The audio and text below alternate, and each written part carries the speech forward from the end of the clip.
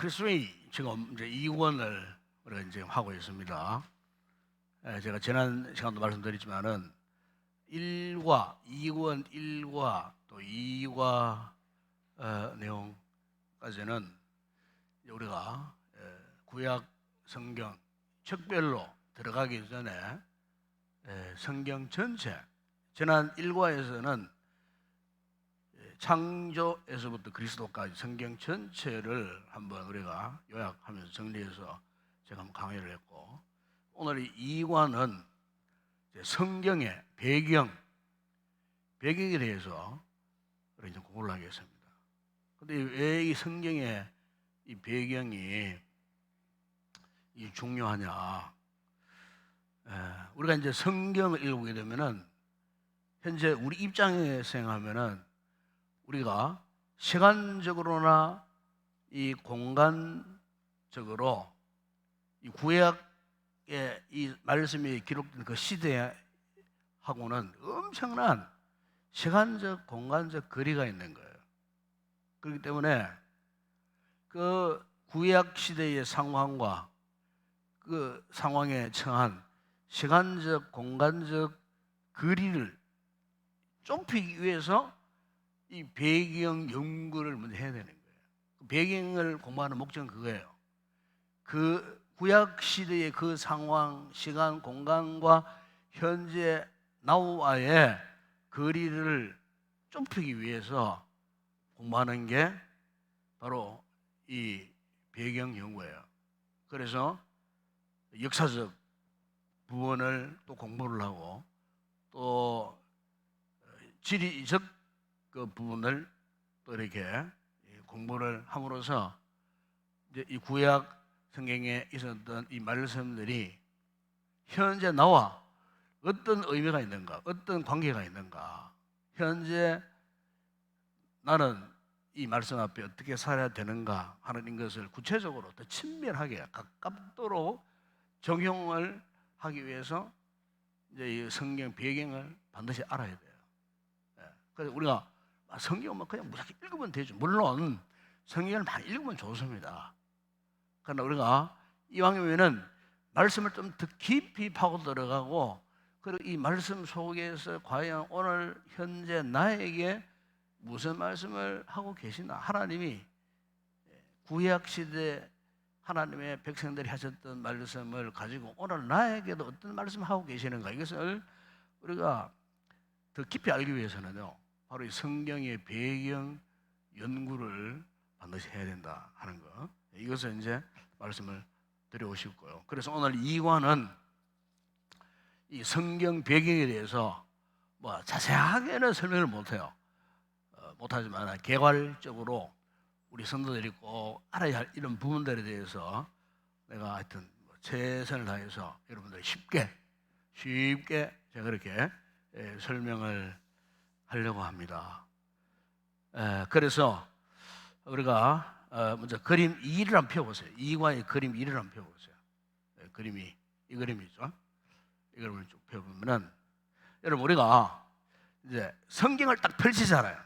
성경을 딱 펼치면은 구약 성경 첫 번째 나오는 말씀이 뭐예요? 태초에 하나님이 천지를 창조하십니다. 그러면은 신약 성경을 딱 펼쳤을 때 신약 성경 맨 처음 나오는 성경 구절이 뭐예요? 마태복음 1장 1절. 이 뭐예요? 예? 아브라함과 성경 찾아보세요. 갖고 오세요, 성경. 아브라함과 그 다음에 다윗의 자손 예수 그리스도의 계보라 그래요. 그러니까 우리가 구약 성경의 창세기 1장 1절, 신약 성경의 창세기 1장 1절, 이것이 왜 중요하냐? 그러니까 창세기 1장 1절에서 하나님이 천지를 창조하셨다는 것하고 마태복음 1장 1절에 나오는 예수가 그리스도라는 이 말씀에 동의하지 않으면 돼요. 그 이후에 구약의 모든 이야기, 신약의 모든 이야기를 받아들이기 어려워요. 그래서 여러분 창세기 1장 1절 마태복음 1장 1절에 이토록 중요한 이유가 바로 그 때문이라는 거죠.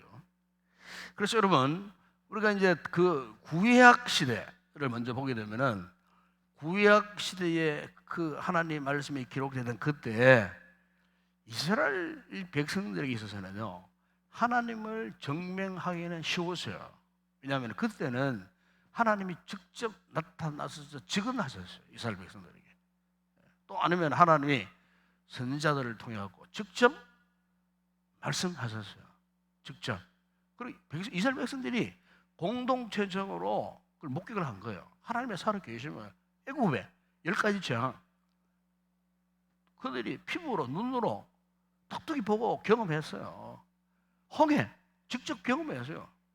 광야 40년 만나 음식, 우리 신변 음식이 집어주면은 그 이스라엘 백성들은요 직접 그 먹어봤다니까요. 가나안 땅 들어가서 여리고성 무너지는 거 경험한 거예요. 그 구약 시대는요 하나님을 정명해봐라 말 필요 없어요. 왜? 그들은 직접 스스로 정말 하나님이 직접 나타나셔서 직언도 하시고 직접 보여주시고 하나님의 존재를 뭐 증명할 필요 없었어요. 왜? 경험적으로 알았다 그 말이에요. 이 구약 시대에는 하나님이 이스라엘 백성들이 경험하도록 직접 나타나셨어요. 지금 우리처럼 뭐 배경 연구하고 신앙 연구하고 뭐 그럴 필요가 없었어요. 논쟁할 필요도 없었어요. 토론할 필요도 없었어요. 왜? 하나님 직접 그들 가운데 나타나셨기 때문에 그랬다는 거예요. 신약도 마찬가지예요. 신약도 여러분 예수가 그리스도라는 이 사실, 예수님이 직접 제자들 앞에 나타나시고 제자를 불러주시고 제자들이 보는 앞에서 풍랑이는 바다를 잔잔하게 하시고 바다 위로 걸으시고 죽은 자 살리시고 온갖 각색 병든 자들 예수님이 직접 치료하시고 부활 똑같았어요, 여러분. 부활. 그 어마어마한 부활 사건 우리는 보지도 못했어. 경험도 못했어요. 그런데 이 제자들 여러분 그 사도 바울이 그래서 여러분 사도 바울이 히브리스도 사도 바울이 기록한 서신이라고 그렇게 이야기합니다. 학자들이. 히브리서 12장 1절 보면은 이미 허다한 증인들이 있다. 그래서 부활 사건에 허다한 증인들이 있고 고린도서 15장 5절이야 8절 보면은 그게 게바 베드로도 예수님의 부활을 받고 12 제자도 예수님의 부활하심을 목격했고 그 이외에 500여 형제들 그리고 야고보도 받고 그리고 맨 마지막에 만삭되지 못한 나도 부활의 주님을 만났다 이야기하는 거예요. 그러니까 구약 시대나 신약 시대나 공통적인 것은 뭐냐? 하나님이 직접 나타나셨고 예수님이 직접 그들과 함께 하셨는데 문제는 오늘 우리들이란 말이에요. 자, 우리는 그러면은 하나님을 어떻게 이해할 것인가? 예수 그리스도를 어떻게 이해할 것인가? 그래서 역사적 관점에서 온갖 방면에 연구를 하고 어떻게 하면 하나님을 만날 수 있는가? 예수님을 만날 수 있는가? 그래서 우리가 성경을 공부하고 성경을 연구하는 목적이 사실은 그것 아니겠어요? 이것 아니겠어요? 하나님을 만나는 거예요. 그러니까 6,000년 전에 2,000년 전에 구약시대 신약시대에 역사하셨던 하나님을 오늘 우리가 이렇게 성경의 배경을 연구하고 성경의 뭐 지리적 특성, 역사적 특성 뭐 이런 것들을 함께 연구하고 공부하고 하는 이유는 바로 그 시대에 역사하셨던 하나님의 말씀을 통해서 그 자기 하나님을 경험하겠다는 거예요. 여러분 우리가 성경 연구 그리스도도 마찬가지예요. 제자훈련도 마찬가지예요. 우리 단순히 지식을 축적하기 위해서 공부하는 거 아닙니다. 조금 살아 역사하시는 그 하나님 부활하신 예수 그리스도를 내가 몸소 경험하기 위하여 이 성경을 연구하고 성경 공부를 하는 거예요. 이걸 아셔야 되는 거예요. 그래서 그리스도의 성경 연구가요, 이게 대단히 중요한 공부입니다. 이게 자리가 막 비어 있는데 참 안타까워요. 이 교회가 이런 잔치상을 배설했는데도 전혀 관심이 없어요. 오늘 여러분들은 복 있는 분들입니다. 이 성경 연구를 해갖고 단순히 뭐 그리스도의 성경 연구, 뭐 지식적으로 뭐 성경 지식을 그 아니라 그 말이에요. 이런 공부를 통해서 지금 나의 이 삶의 자리에 찾아오신 하나님을 경험하고 그분을 누리기 위하여 오늘 우리가 이 성경 공부를 하고, 특별히 오늘 이과는 이 성경 배경을 우리가 이렇게 연구를 하게 되었다는 거예요. 자, 그럼 여러분 한번 생각해 봅시다. 이처럼 하나님께서 시대가 다르고 역사가 다른 시대에 있는 우리에게 어떻게 이 성경을 통해서 하나님 자신을 경험하게 하시는가? 그 방법이 무엇인가? 여러분, 그게 뭐냐면은 바로 이 계시라는 거예요. 이 계시라는 게 뭐냐? 이 계시라는 것은 하나님께서 자신을 나타내시는 방식을 계시라 그래요. 계시. 원래 이제 의미는 뭐냐면은 커튼을 열어 제낀다, 그런 뜻이에요. 감추어진 것을 보여주기 위해서 커튼을 열지 않았습니까? 그죠? 계시라는 뜻이 그런 뜻이에요. 그러니까 하나님이 스스로 당신이 우리 인간들에게 우리가 하나님을 알고자 하고 하나님을 사모하고 그분을 만나자고 했을 때 하나님께서 이 성경의 계시의 말씀을 통하여 커튼을 열어 제끼듯이 하나님이 당신 자신을 우리에게 보여주시고 직접 그분을 경험하도록 그분과 함께 누리는 삶의 축복이 무엇인가, 이것을 알도록 하시기 위해서 하나님께서 우리에게 그런 계시를 하셨는데, 그 계시의 이 방법 가운데 크게 두 가지가 있어요. 두 가지. 하나는 이 일반 계시와 특별 계시라는 게 있어요. 이거는 신학적으로 어려운 용어예요. 일반 계시. 일반 계시가 있고 이 특별 계시가 있어요. 그 일반 계시를 다른 말로 말하면은 이건 자연 계시예요. 이 특별 계시는 초자연 계시죠. 성경 말씀 자체를 말하는 겁니다. 그런데 제가 오늘 이 특별 계시를 이야기하기보다도 이 일반 계시, 자연 계시가 뭔가? 왜? 하나님이 당신을 우리에게 보여주시기 위해서 가장 쉬운 방법이에요. 이게 일반 계시, 자연, 쉽게 말하면 자연, 우주, 하나님 만드신 천지 모든 만물, 그것을 보면은 하나님이 느껴진다는 거예요. 여러분, 어제죠? 그저께죠? 어제입니까? 누리호가 발사해서, 그죠? 누리호가 발사를 해서. 참, 우리가 13년 만에 이렇게 이제 3차 이제 이 로켓을 발사를 했어요. 그래서 550km 우주 공간에 가가지고 이제 우리가 만난 실용 위성 8개를 띄웠어요. 오늘 뉴스 보니까 이제 2개 외에는 다 통신이 지금 다 됐어요. 위치 추적 다 되고 정보도 없고 뭐 이런, 우리나라 굉장히 합니다 지금 나라가. 그래서 사실 주변국들은요 시기 질투를 많이 해요. 이게 앞으로 이게 이제 우리가 이제 완벽한 기술 수준에 올라가면은 앞으로 뭐 25년, 27년, 30년에 걸쳐서 이제 달까지 탐사선을 띄운다잖아, 그죠? 그러니까 여러분, 그러니까 참 이 지구라는 것은 하나님 만드신 우주의 크기에 비하면요, 지구는요 눈에 보이지 않는 바이러스보다도 더 적어요. 그 존재가 그렇다 그 말이에요. 그리고 보통 우리 지구가 속해 있는 은하계 9개 행성이 있거든. 뭐 달을 포함해 수성, 왕성 쭉 포함해 9개 행성이 있어요. 이걸 전체를 통해서 은하계라 그래요. 은하계인데 이 은하계가 얼마나 큰 줄 압니까? 이 은하계가 빛의 속도 1초에 30만 킬로미터, 이 광년이거든요. 광년. 그걸 통과하려고 그러면요, 10만 광년을 날아가야 돼. 10만 광년을 은하계를 직경으로 건너가려고 하면요, 빛의 속도로 10만 광년. 보통 사람 수명이 90으로 따지니까 제가 계산해 봤어요.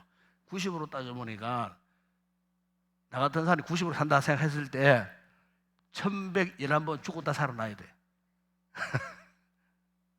1111번. 90년 사는데 1111번을 죽었다 살아나야 비로소 은하계를 통과하는 거예요.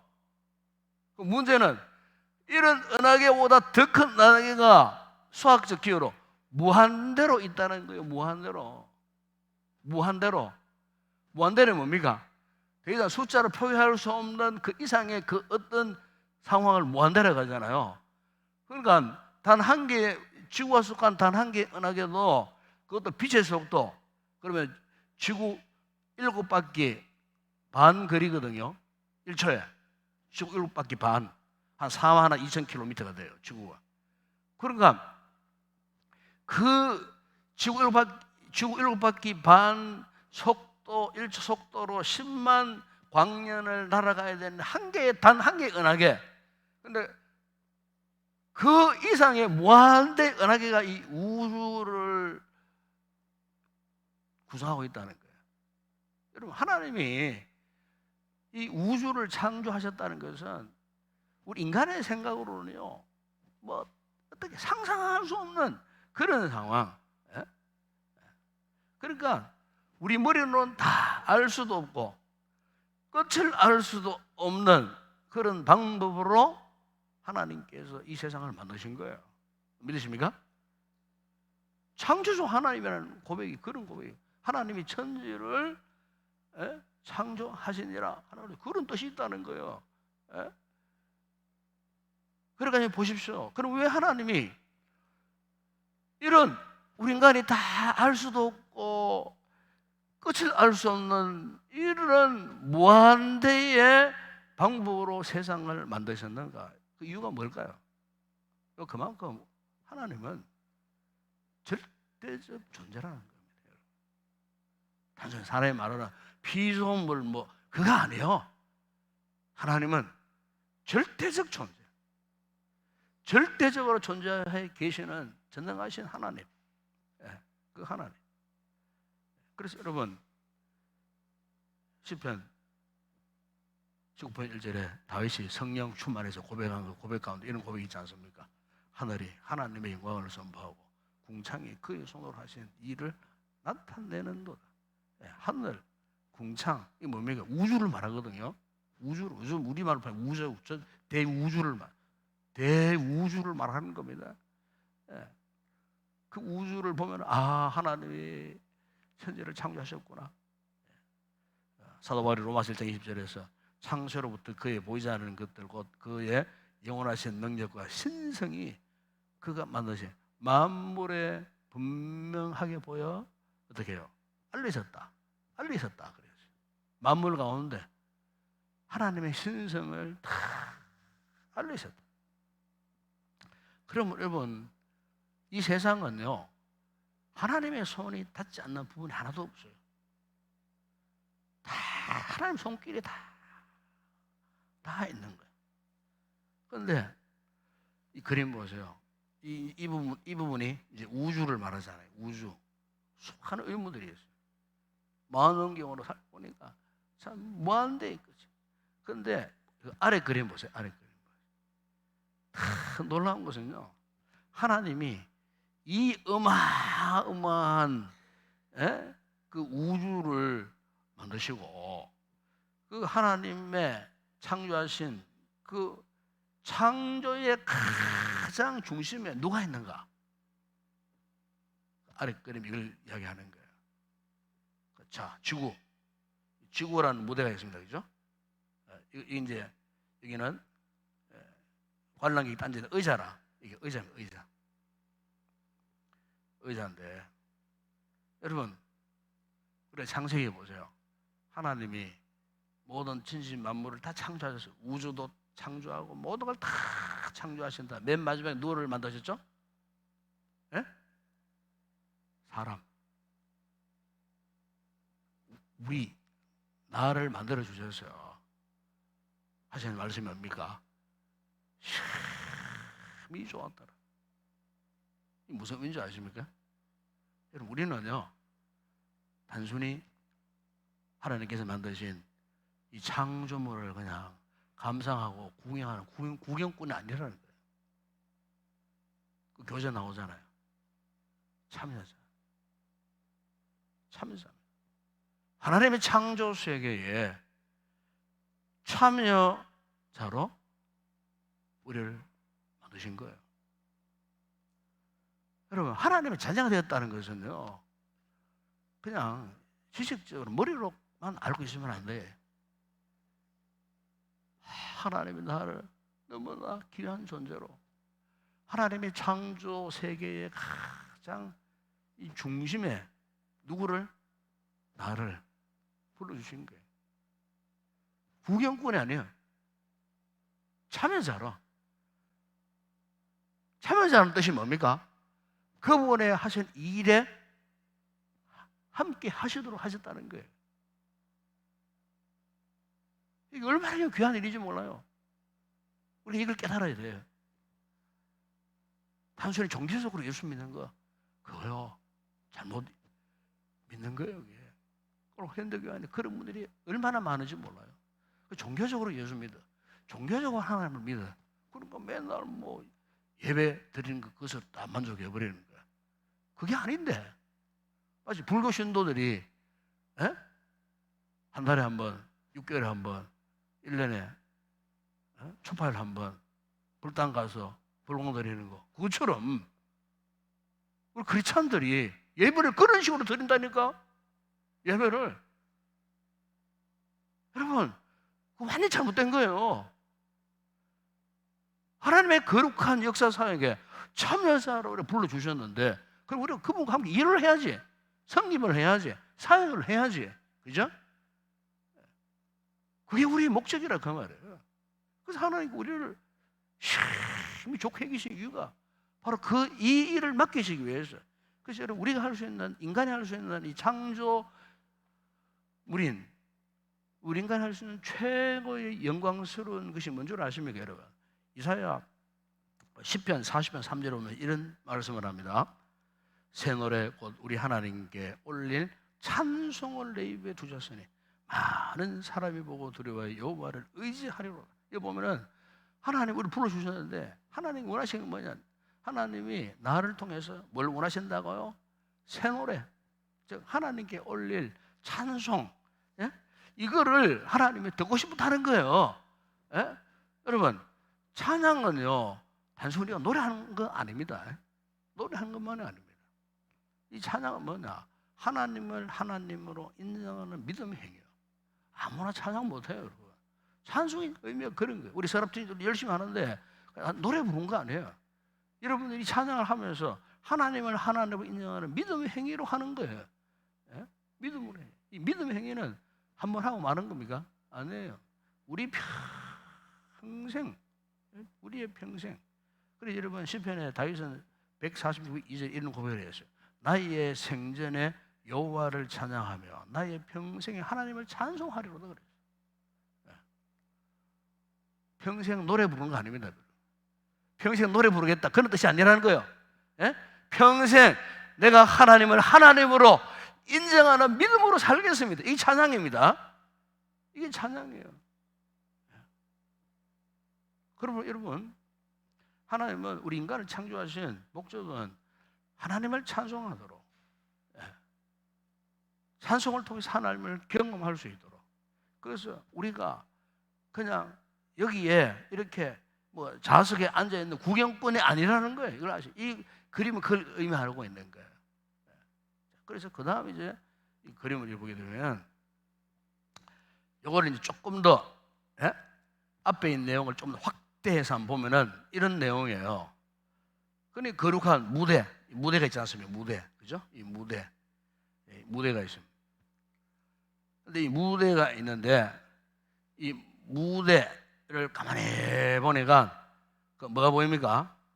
먼저 그게 1번의 그림 보세요. 1번 그림 이래 보니까 그 위에 있는 번호 보니까 이제 무대 가장 중심에 뭐가 있습니까? 성경이 있어요.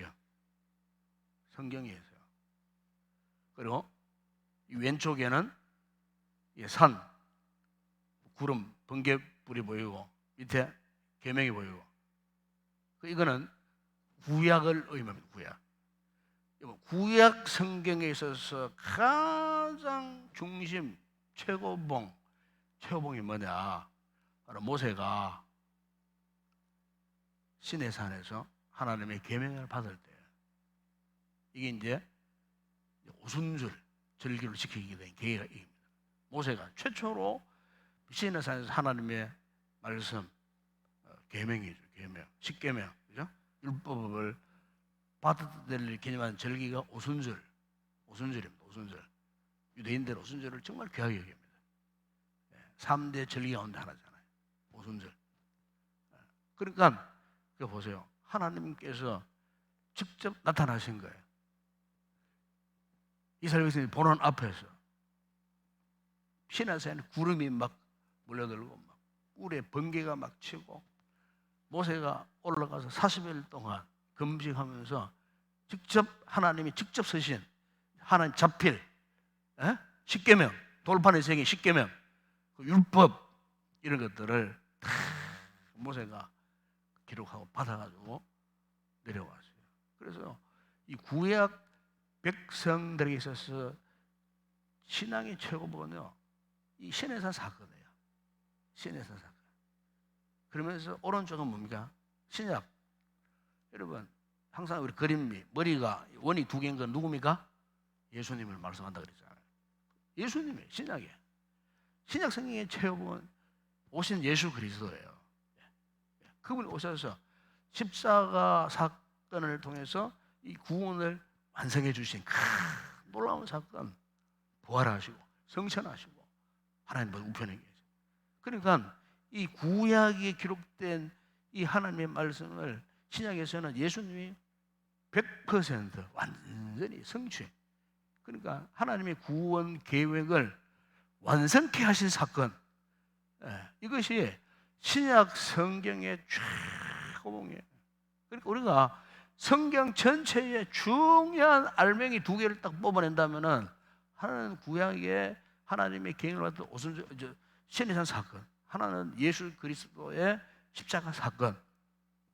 그런데 이런 사건이 보세요. 그 밑에 보세요. 이미 쭉 보면은 여기 이제 강물이 흐릅니다. 강물이 쫙 흘러가잖아요. 강물이 쭉 흘러가는데, 자, 여기 구름은 태초를 상해요. 태초. 그래 태초의 시대를 다 지나가는 가운데 붉은 부분은 어떤 부분이냐? 이 붉은 이 부분은 이 위에 붉은 부분은 구약 시대. 밑에 예수님이 이렇게 손들어 쓰신 이 붉은 부분은 신약 시대. 그죠? 그리고 오늘 우리는 어디에 있습니까? 여기 있어요. 여기 있어요. 이 우선 무엇을 지금 이야기하느냐? 하나님이 이 세상을 창세 때부터 지금 오늘 우리 시점까지 무엇으로 통치해 가시느냐? 구약 시대에는 하나님이 직접 나타나셨고 신약 시대에 예수님이 직접 나타나셨지만은 오늘 우리의 시대는 무엇으로 이 세상을 우리의 삶을 통치해 가시는가 하는 하나님의 통치 원리, 영적 질서 원리를 이 그림에서 볼 수가 있는 거예요. 즉 무엇으로? 성경 말씀을 통해서 우리의 삶을 통치하시고 다스려 가시고 이끌어 가시는 거예요. 말씀이 육신이 돼 우리 가운데 계시며 그 영광을 보면 독생자 영광이라고 그랬어요.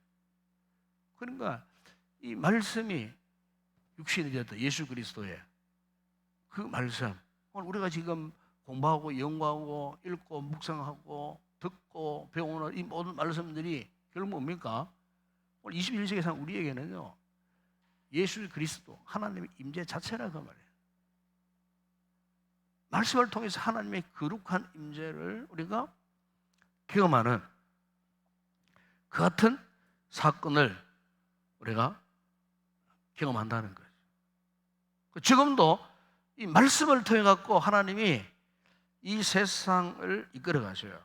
하나님의 통치 원리대로, 하나님의 질서 원리대로, 구약 시대에도 그랬고 신약 시대도 그랬고 현재도 그랬고 앞으로 시대도 그럴 것이고, 하나님께서 주신 이 하나님의 말씀을 통하여 갖고 이 세상을 마지막 종말 때까지 하나님의 그 말씀대로 이 세상을 통치하고 이 다스려 가고 있다는 거예요.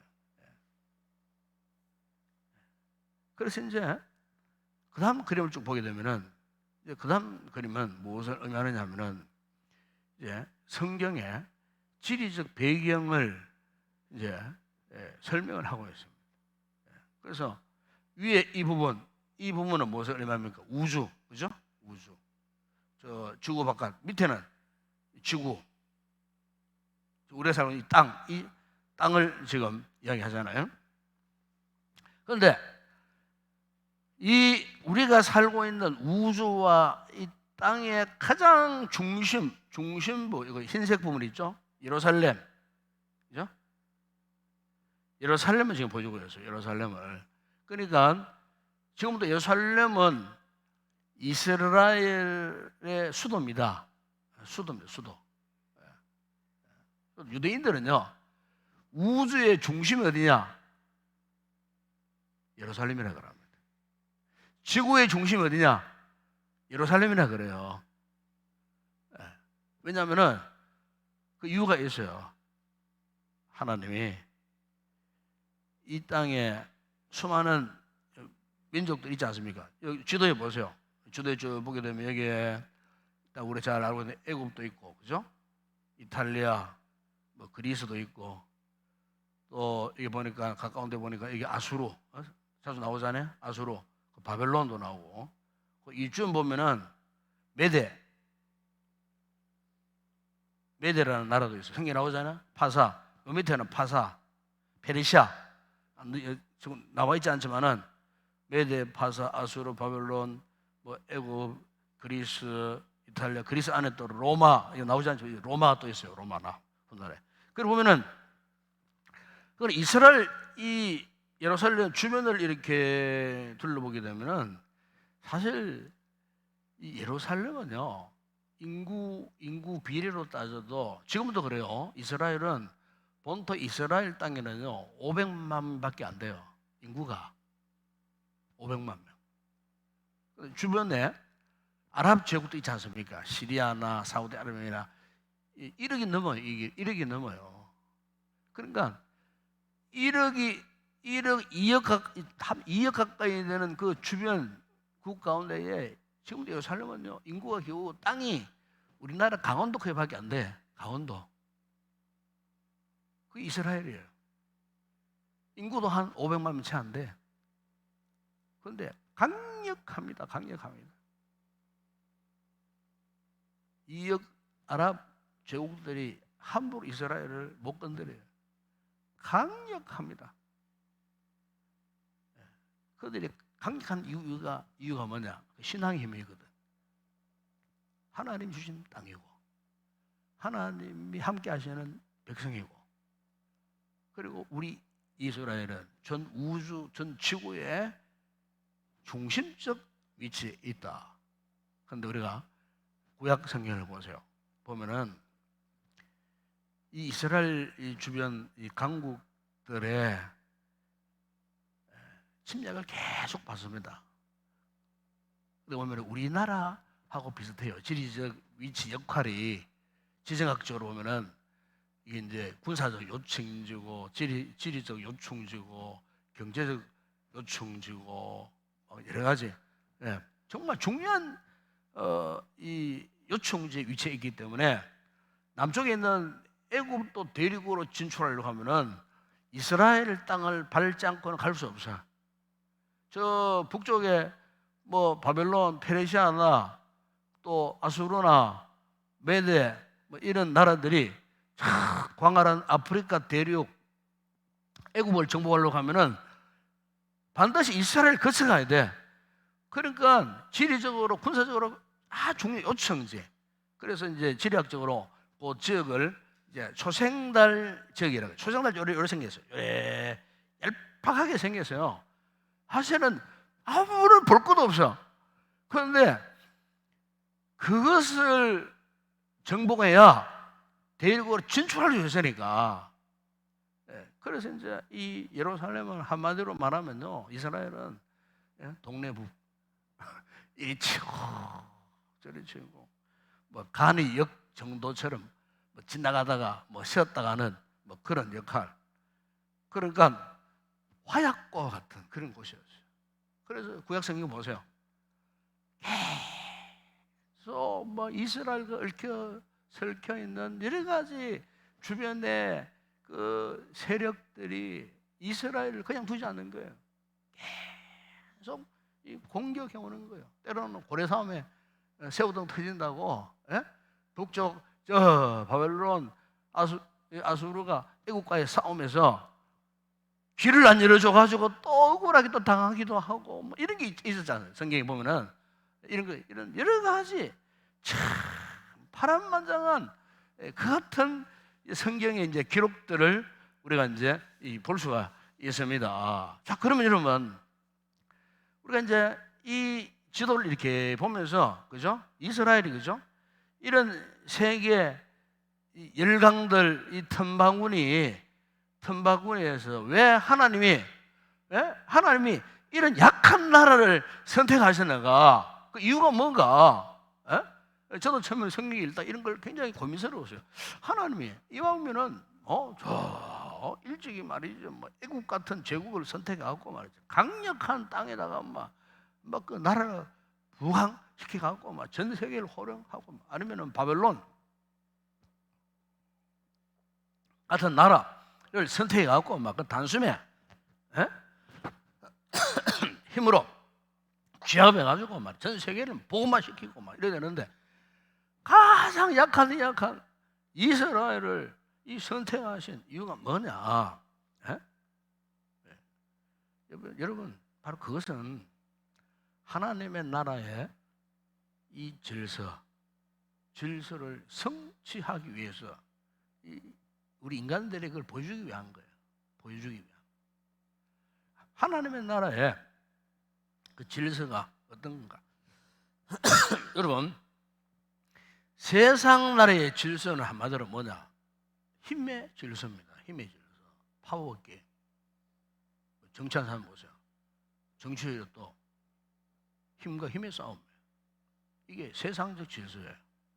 그러나 여러분, 하나님 나라의 질서는 힘의 질서가 절대로 아니에요. 그렇기 때문에 연약한 작고 작은 그 이스라엘 백성들, 그것도 애굽에 430년 동안 노예 생활하던, 노예 근성에 젖어 있는 뭐 그냥 오합주들 같은 그 이스라엘 백성들, 무식한 그 백성들을 구태여 애굽에서 끌어내갖고 그것도 광야 40년 훈련시키고 가나안 땅으로 끌어들였지만은 그때 잘했습니까? 또 실패하고, 보잘것없는 그 이스라엘 백성들을 왜 불러주셨는가? 우리로 말하면 나 같은 죄인을 하나님 왜 불러주셨는가?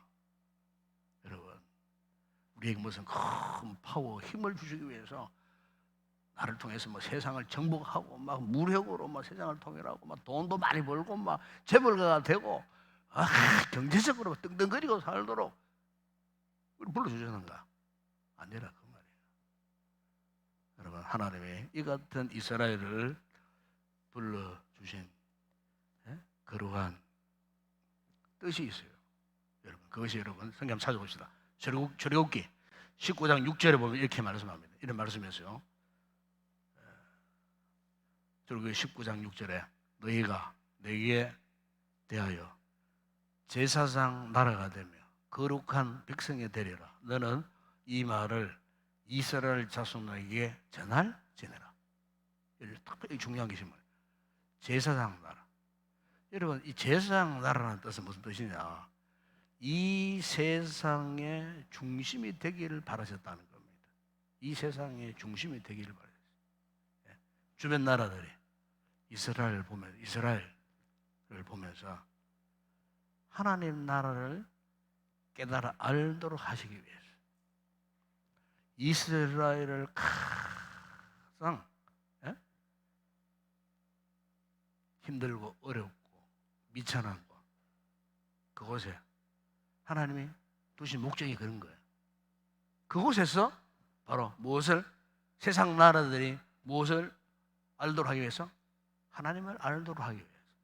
야, 저 하나님의 택한 선민들이 여호와 하나님을 경외하는 신앙이 저토록 위대하구나. 이 세상 나라 사람들이 목격하더라. 여러분, 오늘 우리를 그리스도인들 불러주셨어요. 구원의 은혜를 주셨어요. 왜 주셨을까? 믿지 않는 부모님이 나를 보고, 아이고 우리 아들 우리 딸 정말 예수 믿더니 정말 변했구나. 아, 정말 잘 사는구나. 복 많이 받구나. 주변 친구들이, 야, 저 친구 어떻게 예수 믿더니 신수가 환해져서 정말 그렇게 몸도 아프고 문제도 얽혀 있고 설켜 있던 친구가 예수 믿고 완전히 팔자를 꽂혔어. 자기들 말로, 그죠? 얼굴이 항상 밝고 감사가 넘치고 기쁨이 넘치고, 야, 부럽네. 그러면서 안 믿는 세상 사람들이, 친구들이 나를 보고, 야, 나도 예수 한번 믿어볼까? 나도 하나님 한번 믿어볼까? 나 저 친구 믿는 교회 나도 한번 가볼까? 여러분, 하나님이 우리를 그런 목적을 두고요, 가장 미천하고 나약하고 부정한 우리를 불러주신 거예요. 이 구원 은혜를 베풀어 주신 거예요. 이스라엘이 이토록 작고 미묘한 나라였지만은 그 주변 그 강대국의 틈바구니 속에서 막 이리 치고 저리 치고 막 온갖 파란만장한 역사 속에 있었지만은, 보십시오, 그 역사 속에서 전능하신 하나님 있는 나라가 어떤 나라인가, 백성들이 어떤 백성들인가, 이것을 하나님이 보여주시기 위해서. 그래서 여러분, 그 다음 그림 보세요. 보게 되면은 이 같은 역사적 흐름을 통해서 이 이스라엘이라고 하는 나라, 위치 보면은 이제 이런 여러 위치가 돼요. 점으로 표현할 수 없어요. 이 대제국도 보세요. 아수르의 영역이 이만큼지만 이스라엘은 항상 아수르에 짓눌려 있었어요. 아수르, 바벨론 마찬가지. 바벨론 세력이 확장했을 때 항상 이스라엘은 힘이 없어서 속국으로 전락해 버렸어요. 바벨론 막 포로로 끌려가기도 하고 그랬잖아요. 멸망당했잖아요. 아수르에 멸망당했잖아요. 720년에 북쪽 이스라엘 막 멸망당하고, 그다음에 남쪽 유다는 주전 586년에 그 바벨론에게 멸망당하고 포로로 끌려가고, 그리고 그 이후에 파사 페르시아 나라는 그대 제국이 또 생겼어요. 지금의 그 이란 이쪽 지역을 중심으로 해서 페르시아 제국이, 이때도 항상 뭡니까? 그때까지도 대제국의 속국으로 전락해요. 속국으로 전락해요. 뿐만 아닙니다, 여러분. 그리스, 알렉산더, 이 그리스 헬라 시대를 말합니다. 헬라 시대, 헬라 제국, 알렉산더가 전 세계를 이렇게 통치했을 때 여전히 이스라엘은 이 속국에서 벗어날 수가 없었어요. 벗어날 수가 없었어요. 그리고 로마 제국이 전 세계를 통치했을 때에 역시 마찬가지요. 그때까지도 이스라엘은 속국으로밖에 존재할 수밖에 없었어요. 그러니까 이 그림 무엇을 의미하느냐? 이 그림은 이 같은 역사적 흐름을 통해서 일어났던 수많은 강대국들, 그리고 그들이 처했던 국제적 배경, 이런 것을 설명하는 겁니다. 제가 이제 이걸 보면서 하나님께서 왜 이스라엘을 이렇게 오랜 역사 속에서 이렇게 새겼다가 사라지는 대제국들 탐방원에 이렇게 두셨는가? 놀라운 것은요, 그걸 발견했어요. 그게 뭐냐면은 아수르도 사라졌어요. 강력했던 대제국 아수르, 철기 문명에, 전 세계 철기 문명에 시초를 이뤘던 대제국이에요. 아수르 사라졌어요. 바벨론 사라졌어요. 페르시아 사라졌어요. 그리스, 헬라 사라졌어요. 로마 제국 사라졌어요. 그런데 유독 아직 살아있는 나라가 누굽니까? 이스라엘. 속국으로 전락해갖고 막 그냥 막 바람 앞에 그냥 덩불처럼 막 그냥 먹먹거리던 이스라엘 아직까지도 오히려 지금 전 세계에 강력한 나라로, 예? 지금도 마찬가지. 주변국들 아까 얘기했죠. 아랍 제국들이, 여기서 아랍 제국들이 그 이스라엘을 건드리지를 못해요. 예? 구약 시대에 이 같은 열강들 틈바구니 속에서 지금까지도 살아남아 있는 이 나라가 강원도 크기만한 이스라엘, 인구 400만 명밖에 되지 않나. 이스라엘. 참, 여러분, 정말 영적인 아이러니가 아닐 수 없어요. 신비함. 예, 신비함.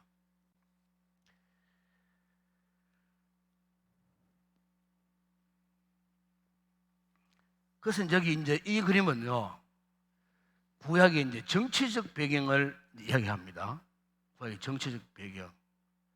예. 그래서 이제 이스라엘 역사를 보게 되면은 다니엘 왕국 체제가 사울, 그죠? 다윗, 솔로몬 시대 약 한 107년 동안 이스라엘의 소위 이제 통일 왕국 시대가 이제 3대 사울, 다윗, 솔로몬이 통치했을 때 약 107년 동안 이스라엘이 이제 단일 체제로 있었어요. 그래서 여러분 거기 나오잖아요. 예, 사울이 주전 1020년에서 1000년 동안 그게 다스려 갔지 않습니까? 예.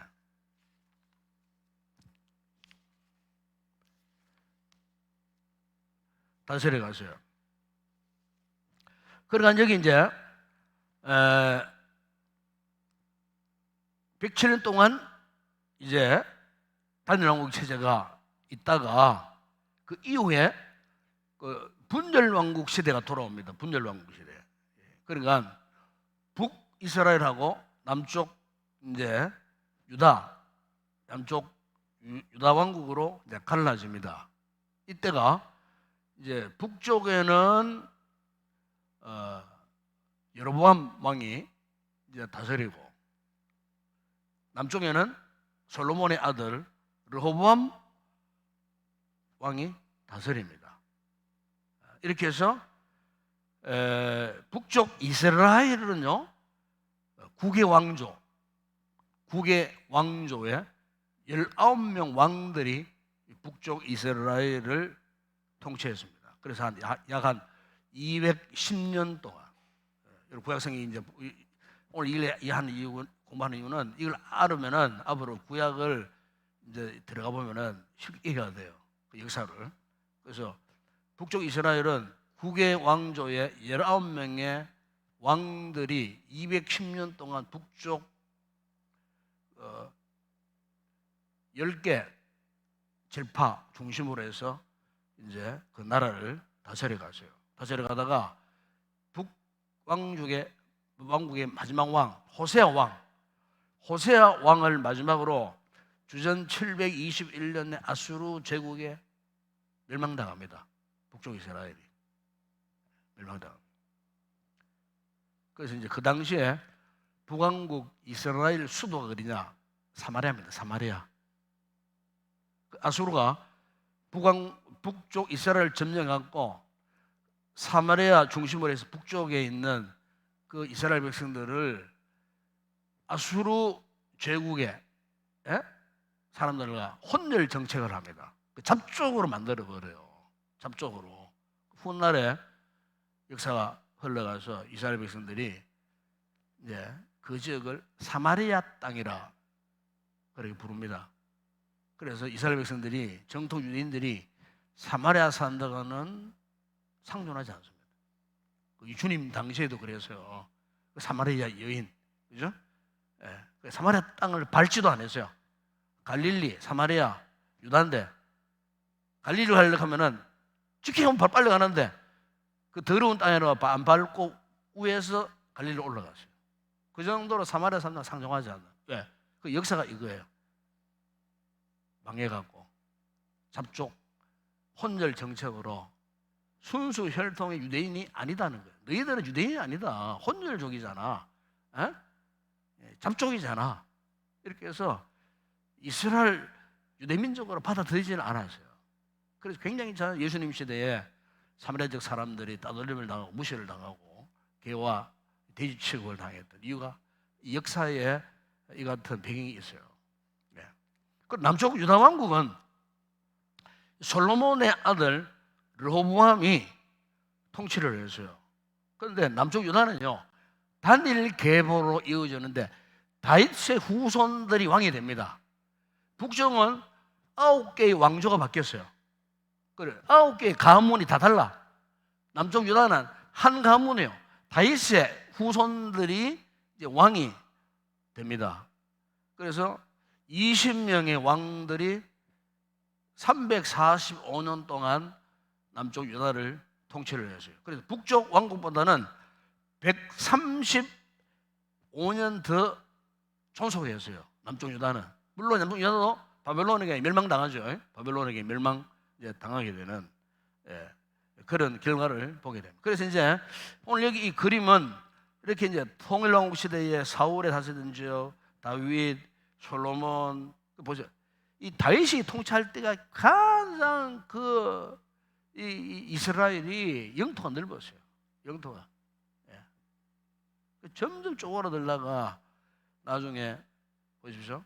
솔로몬 시대에 지나서 르호보암 시대에 나라가 두 쪽 나고 그리고 결국에는 어떻게 되었습니까? 결국에는 다 파사의 속국이 되고 뭐 이런 물론 잠시 마카비 형제들이 독립운동을 해갖고 잠시 국권이 회복돼갖고 독립 잠시 있었던 그런 시대가 있었어요. 그러다가 결국에는 또 로마 제국이 그 팔레스타인을 정복을 하고 결국에는 역사를 보게 되면은 주후 70년에 로마의 디도 장군에 의해 갖고 완전히 예루살렘이 정복당합니다. 로마 제국의 속국이 되어버려요. 그러다가 2000년 가까이 흘러갑니다. 그러다가 1948년도에 5월 14일 날 이스라엘이 sionism 운동을 일으키고 본토에 땅을 사들여가지고 국가를 세우는데 오늘날 그 이스라엘이에요. 그래서 근대 이스라엘은 1948년 5월 14일이 독립기념입니다. 그 2000년 동안 나라를 잃고 전 세계에 방황하다. 그 어간에 히틀러에게 600만 명이라는 나치 군대에 참 그야말로 수많은 죽음을 당하고 온갖 피를 흘리고 깎아서러 나라가 다시 재건되어진 것이 오늘날의 현대 이스라엘입니다. 제가 이제 이런 전체적 역사의 흐름을 오늘 이렇게 제가 설명을 드리고요. 마지막으로 그림 보십시오. 이 그림을 보게 되면은 이거는 뭐냐면은 여러분 구약 성경을 보게 되면은 구약 시대에 일어났던 모든 그 전쟁의 특징이 있어요. 그 전쟁의 특징은 신들의 전쟁입니다. 한마디로 말하면 신들의 전쟁. 그러니까 여호와 하나님이라는 이 절대적 신과 인간들이 자의적으로 만들어 섬기던 가짜신들, 우상들이죠. 우상들. 이것들과의 싸움. 그러니까 처음부터 사실은요 하나님과 그 우상들과의 싸움은 게임이 되지 않는 전쟁이에요. 그런데 창조 하나님과의 견줄 수 있는 전쟁이 되겠느냐는 거예요. 그런데 우리가 그 당시에 이 그림은 그 당시에 가나안 종교적 배경을 보여주는 그림이에요. 가나안 종교적 배경. 여러분 그 당시 가나안 땅에는요 이 토속 신앙이 있었어요. 오랜 세월 동안 원주민들이 모두 토속 신앙이 있었어요. 그러니까 이제 이 토속 신앙이라는 게 뭐냐면은 인간이 얻을 수 없는 것을 자기를 믿는 신들에게 간절히 빌면은 언젠가는 그걸 이루어 준다. 그 대표적인 게 뭡니까? 소위 이제 비가 안 온다. 그럼 뭐 합니까? 기우제야죠. 기우제. 이 기우제는요, 전 세계 모든 토속 신앙 안에 다 있어요. 자, 아프리카 원주민도 기우제하고요. 불교 신자들도 기우제하고 비가 안 오면은 뭐 온갖 종교 종파들이 이 기우제를 합니다. 그러니까 뭐냐면은 그 한마디로만 토속 신앙의 특징이 그런 거예요. 그러니까 인간이 원하는 것을 빌고 빌고 또 빌고 또 빌고 언제까지? 비 올 때까지 빌면 비가 오는 거예요. 그런 거예요. 그게 토속 신앙이에요.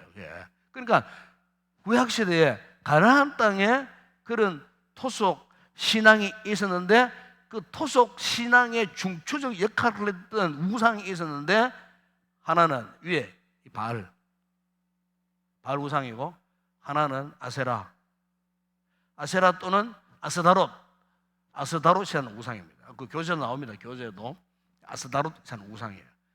이 바알 신은 남신이에요. 아스다롯은 여신이에요.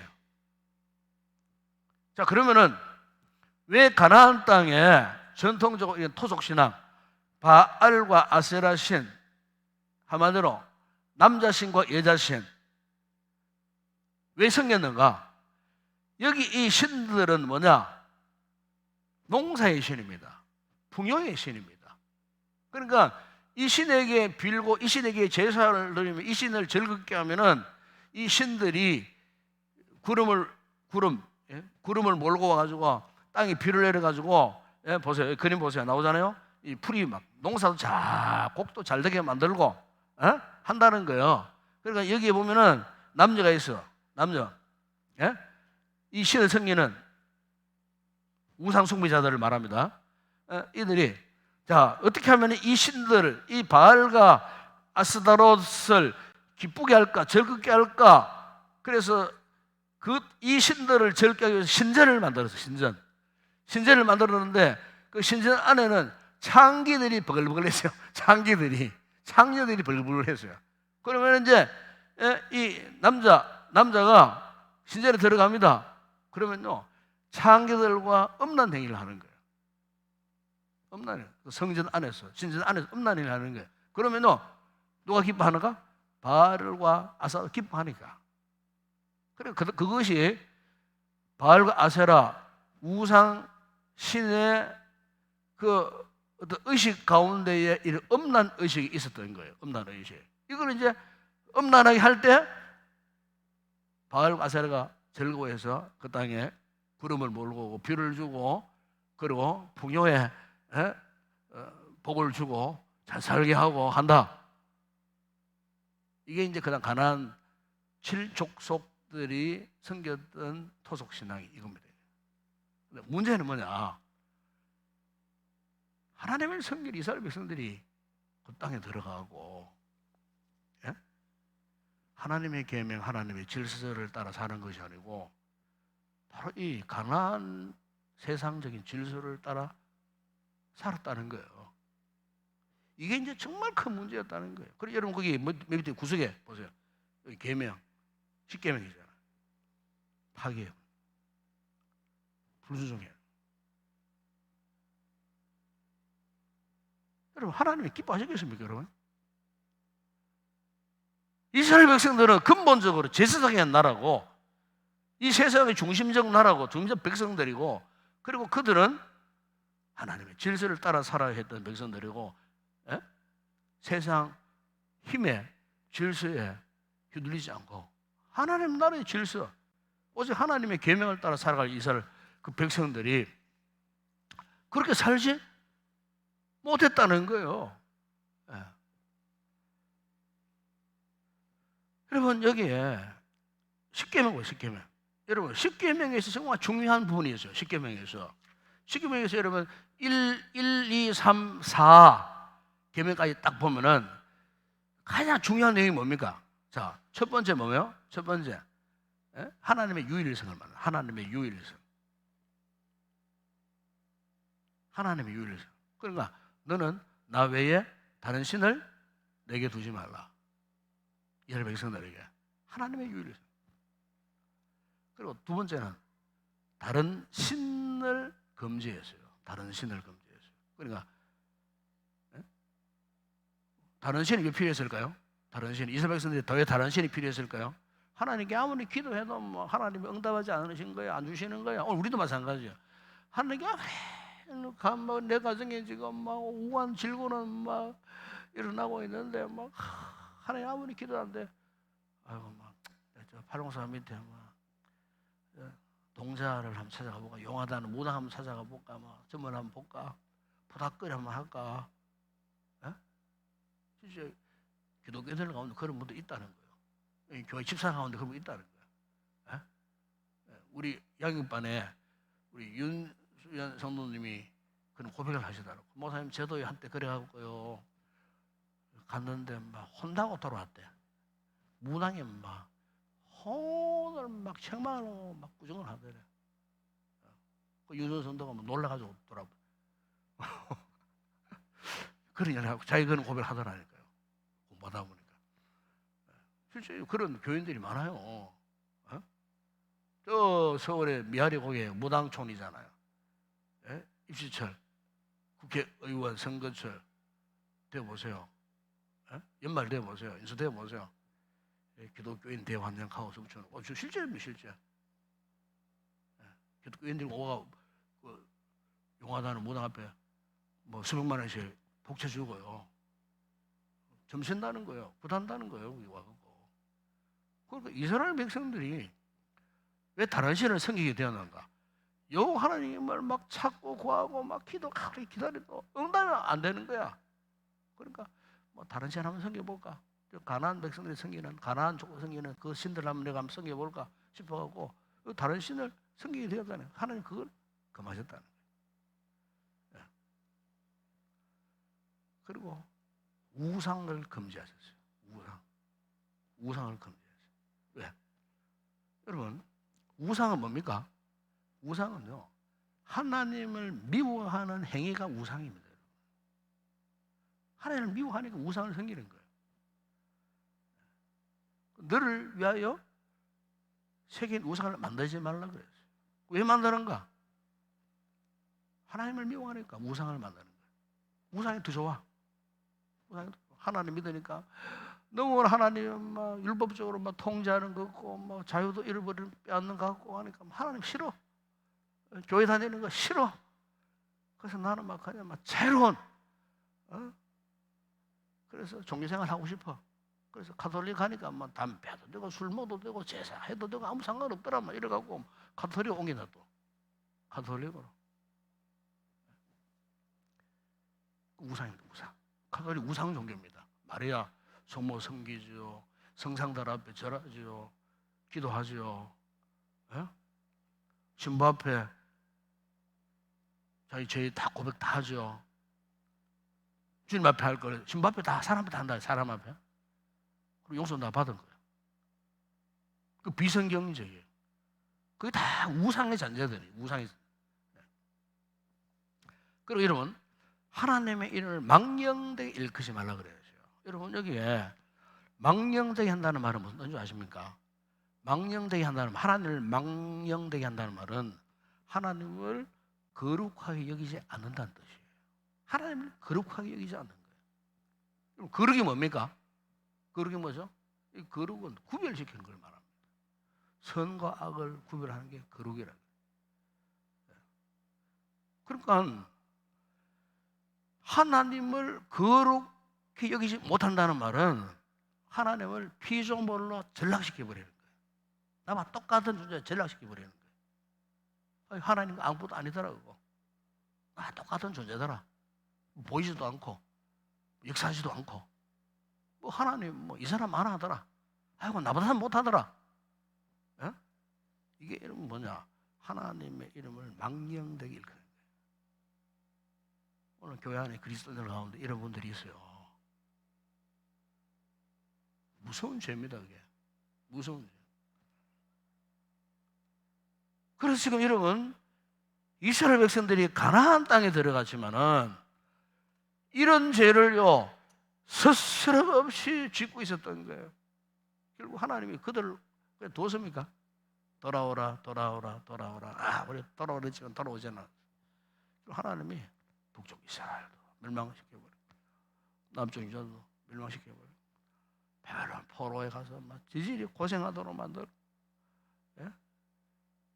근대 역사에 이르도록, 예? 주님 당시에는 예수님의 십자가에 못 박아 죽이는 죄악을 범하고, 예? 그 피해 대가를 우리 자손들에게 돌리라고 막 했을 때에 결국 보세요. 2000년 동안 나라 이런 백성 되고 떠돌이 신세 되고, 예? 수많은 동족들이, 예? 홀로코스트 학살을 당하고. 자, 오늘 정리하겠습니다. 시간이 많이 갔는데 오늘 우리가 성경의 이 배경을 쭉 내가 설명하면서, 여러분, 이 성경은 태초부터 시작한 하나님의 말씀입니다. 믿으십니까? 네.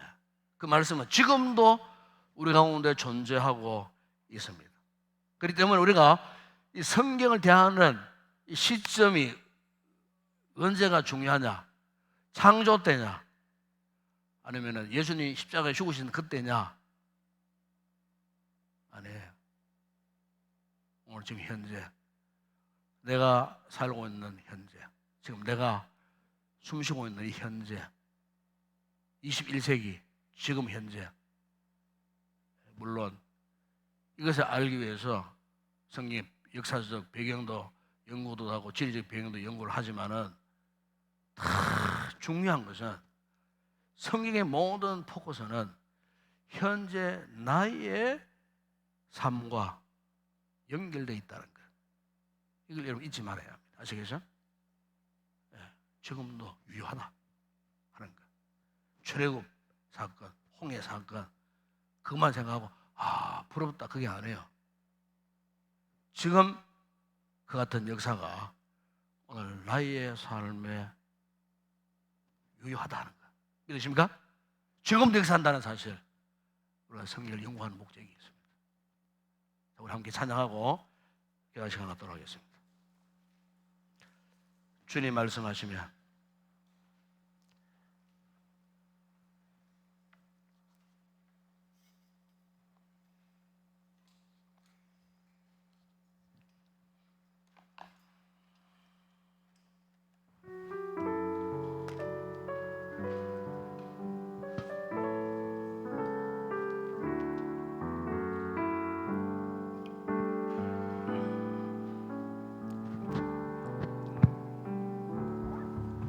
주님 말씀하시며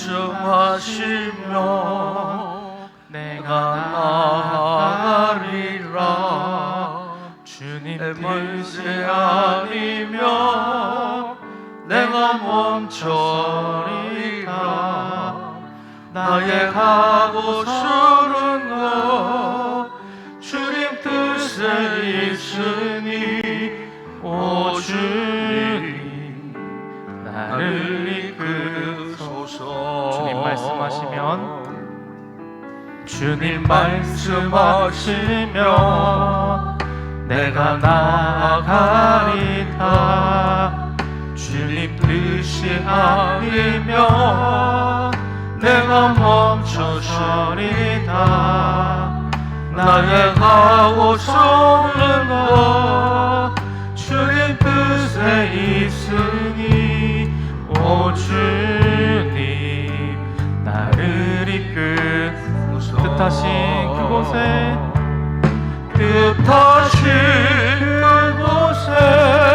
나 있기 원합니다.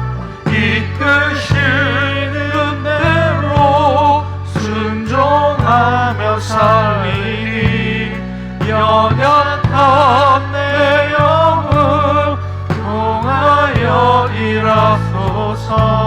주님 나라와 그 뜻을 위하여 뜻하신 그곳에 나 있기 원합니다. 이끄시는 대로 순종하며 살리니 연약한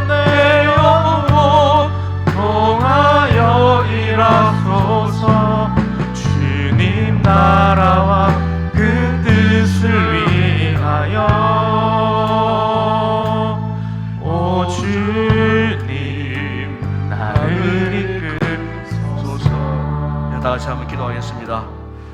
오늘 주시는 이 말씀 우리 그리스도의 제2권 구약건멸연구의 제2과 성경의 배경을 공부했습니다. 우리 이 말씀을 통하여 왜 우리가 이 성경의 배경을 알아야 하는가? 그것은 시간적, 공간적 그 모든 공간을 이 배경 연구를 통하여 오늘 현재 나에게 말씀하신 하나님, 구약 이스라엘 백성들 시작의 성도들이 하나님을 경험했듯이 오늘 이 시대에 살고 있는 우리가 지금도 살아 역사하신 하나님을 경험하기 위하여 주신 귀한 말씀 훈련입니다. 뿐만 아니고 말씀 훈련을 통하여 세상 나라의 질서, 세상의 힘의 질서대로 살지 않고 주의 계명에 순종함으로 말미암아 하나님의 계명을 따라, 하나님의 질서를 따라, 하나님의 뜻을 따라 살도록 하시기 위한 하나님의 거룩한 역사가 이 말씀 연구를 통해 우리에게 다시 한번 강력한 은혜로 함께해 주시기를 소망합니다. 깨달은 말씀 잊지 않고 가슴에 잘 새겨서 이 험난한 시대 속에서 우리가 하나님 나라 질서대로 하나님의 거룩한 뜻을 따라 다시 살기로 결단하는 그런 귀한 이 시간 되었으면 좋겠습니다. 오늘 또 교회에서 기도하실 때 이번 다가오는 주일날 또 이렇게 베스트 초청 기변 축제 주일이 되겠습니다. 귀한 생명들 또 주님 품으로 인도할 수 있도록 하나님께 역사해 주시도록 예배 모든 시간 순간순간 은혜가 넘치는 복된 순서가 되어질 수 있도록 특별히 이를 위해 찬양을 담당하고 콜링송을 맡고 또 드라마를 준비하고 찬양을 또 준비 인도할 우리 모든 수고하는 헌신자들 또 우리 방송 사역자들을 또 안내하시는 또 분들 모든 성도들이 혼일체가 되어져서 참 하나님 기뻐하시는 거룩한 역사를 나타내는 축제 예배가 되어질 수 있도록 이를 위해서 간절히 기도하시고 특별히 말씀을 전하는 부족한 종을 위해서 특별히 기도해 주시기 바랍니다. 아울러 우리 성도들 가운데 빙약한 성도들 우리 목성 권사님, 조혜진사님 위해서 여러분 특별히 기도해 주시고 또 태풍으로 괌 지역에 많은 교회들이 힘들고 어려움을 당했다고 합니다. 속히 회복될 수 있도록 절망치 않고 믿음으로 다시 굳건히 서서 복음의 사명을 잘 감당하는 귀한 교회들이 되고 성도들이 되어줄 수 있도록 발묶여 있는 우리 동포들이 속히 각 집으로 돌아올 수 있도록 모든 상황 여건을 평안케 해달라고 이를 위해서도 함께 기도하시고 오늘도 나라와 민족과 또 우리 선교지 사역자들을 위해서 꼭 기도해 주시기 바라고 여러분 가지고 나신 기도 제목 하나님께 아뢰시다가 응답이 누리고 돌아가기를 바라고 성령 충만한 은혜가 우리의 기도 가운데 임할 수 있도록 이를 위해서 뜨겁게 간절히 기도하시다가 자유롭게 돌아가시기 바랍니다. 함께 우리 통성으로 기도하겠습니다. 우리 아버지 하나님 참으로 감사합니다. 오늘도 아버지 하나님 금요 그의 성경 연구를 통하여 아버지 하나님 오늘도 특별히 성경의 배경 연구를 통하여 하나님의 뜻이 어디 있는지 무엇인지 아버지의 구약의 신약의 이스라엘 성도들뿐만 아니고 오늘 이 시대를 살고 있는 우리에게도 하나님 원하시는 당신의 뜻이 무엇인지를 오늘 말씀을 통해 아버지 하나님 깨닫게 하신 것 감사를 드립니다. 주님 세상에 울리는 세상의 힘으로 살아가려고 합니다. 세상의 쾌락을 누리며 살아가기를 원합니다.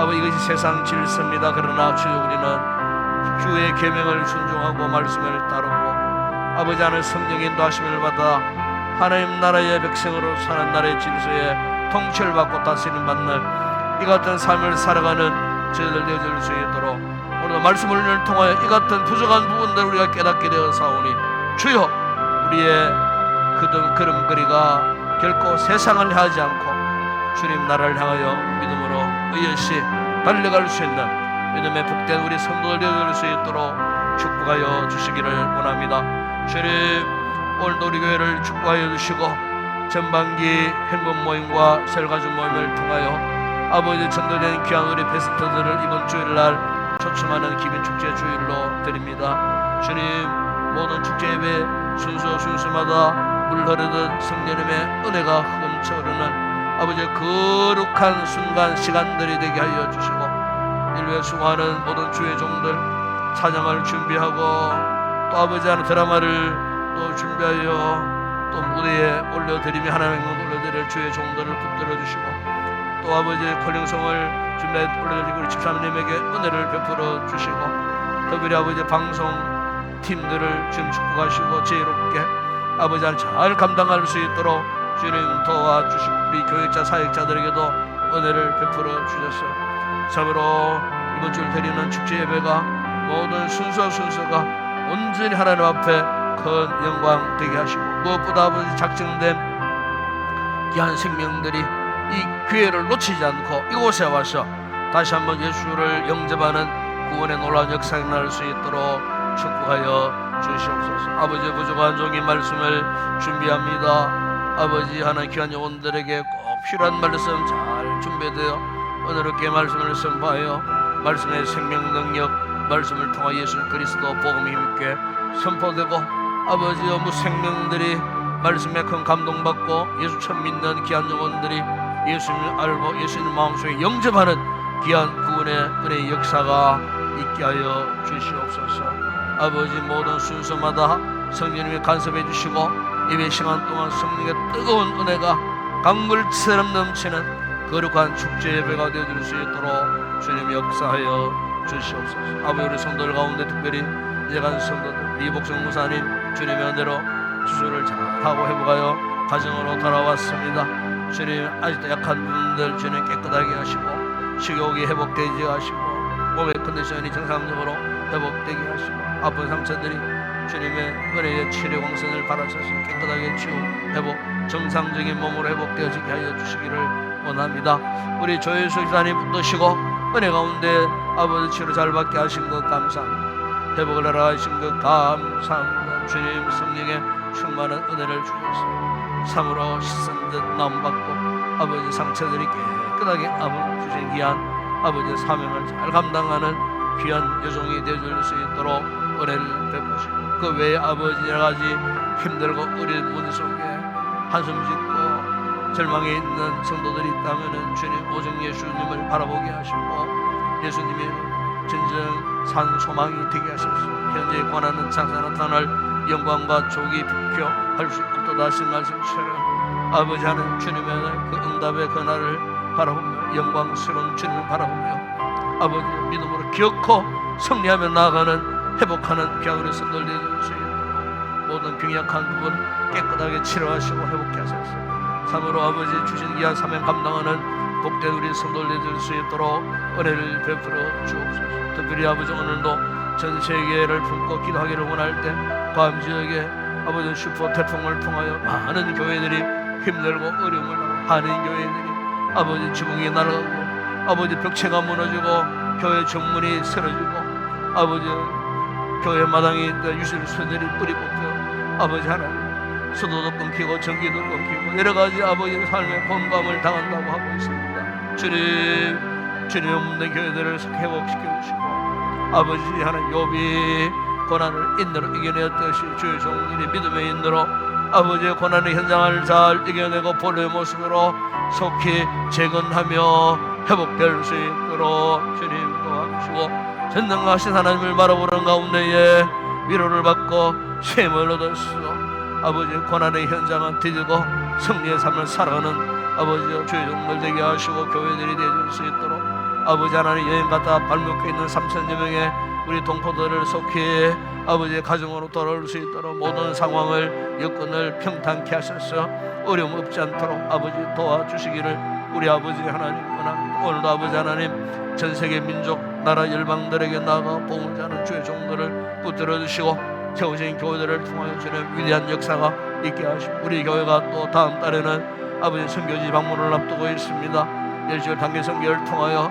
선교지에 가서 주의 복음을 전하고 아버지 현지 교인들을 위로하고 방문할 때에 주님의 것인 은혜와 위로가 함께 하시고 오가는 항로와 육로와 모든 교통편들을 선하게 인도하시고 아무런 어려움 없이 편안하게 아버지 모든 목적을 이루고 돌아올 수 있도록 우리 아버지 하나님께서 함께 하시고 은혜를 베풀어 주시기를 원합니다. 오늘도 아버지 나라와 민족을 위하여 강구할 때에 나라의 대통령과 위정자들에게 은혜를 베푸시고 아버지 하나님 국가와 나라와 민족을 위하여 선한 마음을 품고 하나님을 두려워하는 가운데 맡겨진 귀한 시대적 소명을 잘 이루어가는 선한 정치인들이 되어줄 수 있도록 은혜를 베풀어 주옵소서. 이 밤도 아버지 깨어오는 성도들마다 성령의 충만한 은혜를 주시고 가지고 나온 기도 제목마다 응답의 풍성을 안고 기쁨으로 돌아가는 모든 밤길 돌아갑니다. 가정으로 무사히 잘 도착할 수 있도록 우리 하나님 저들의 걸음을 지키시고 선한 길로 인도하여 주시옵소서.